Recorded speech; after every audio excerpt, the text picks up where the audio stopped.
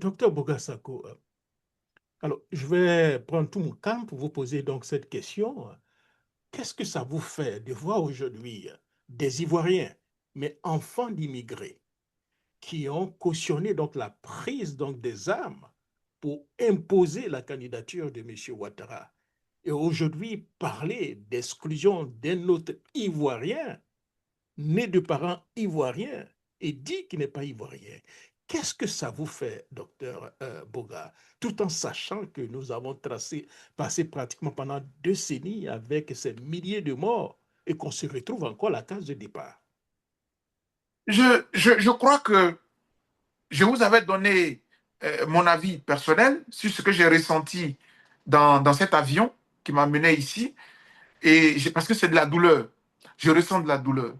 Je ressens de la douleur, j'ai très mal. Vous voyez? Non, nous ne devions pas regretter d'être hospitaliers, mais on doit souffrir de ce que ceux à qui nous avons ouvert nos frontières, à qui on a tout donné, dans mon pays, il n'y a pas, c'est l'un des rares pays dans la sous-région et même dans l'Afrique où on ne t'empêche pas d'acheter une terre, d'acquérir une terre, d'acquérir, de faire ton business.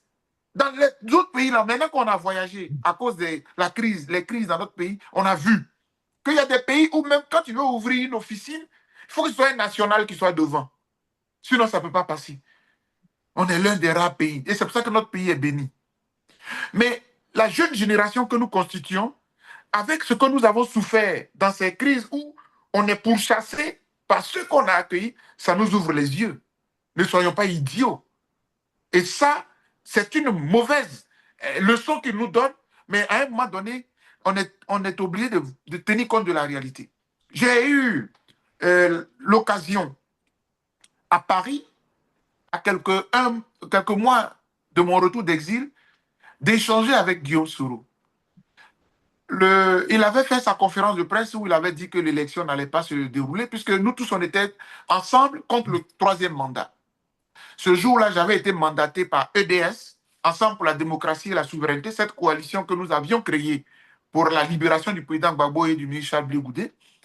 Et dans cette coalition, j'étais le 5e vice-président chargé de la démocratie et des droits de l'homme. Je ne vous apprends rien, vous connaissez l'histoire.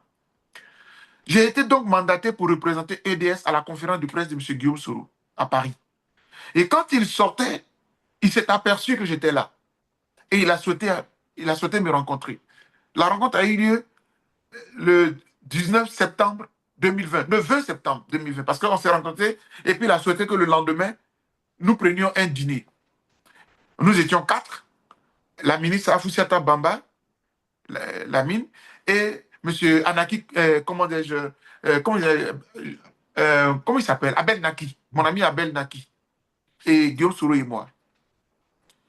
Je crois que le frère Guillaume Soro est toujours dans le regret d'avoir sacrifié sa vie, d'avoir sacrifié la vie de jeunes Ivoiriens en prenant les armes pour que M. Ouattara advienne au pouvoir. Je le dis parce qu'il me l'a dit. Qu'il m'excuse, mais c'est à dire, il faut le dire. La preuve, Guillaume Soro est dans un repenti. Il a demandé pardon aux Ivoiriens. Moi-même, quand il m'a rencontré, il a encore réitéré ce pardon-là, parce que moi, j'étais en exil à cause de Guillaume Soro. Donc, je veux dire qu'on a fait notre réconciliation. Mais la question que vous posez là, c'est à Guillaume Soro que vous êtes en train de la poser. C'est à tous ces fils qui ont pris les armes en espérant que M. Ouattara était le grand démocrate venu du FMI pour apporter la démocratie en Côte d'Ivoire, la démocratie à laquelle il ne croyait pas, ces frères-là, puisque la question des boubous et tout ça était sur la table, l'ivoirité a été instrumentalisée et tout cela. Mais aujourd'hui, ils sont tous dans le regret. Sur les réseaux sociaux, dans les différents panels, ce sont ceux-mêmes qui ont pris les armes hier qui aujourd'hui déchantent et qui veulent encore même venir. Et moi, je leur déconseille toujours. Je le leur déconseille toujours parce qu'on a souffert des armes. On ne veut plus voir les armes dans notre pays.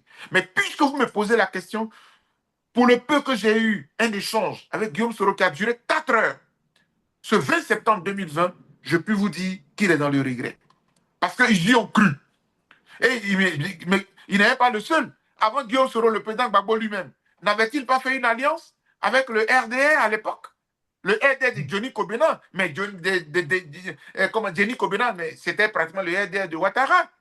Le président Gbagbo, tous ces gens-là ont été bernés.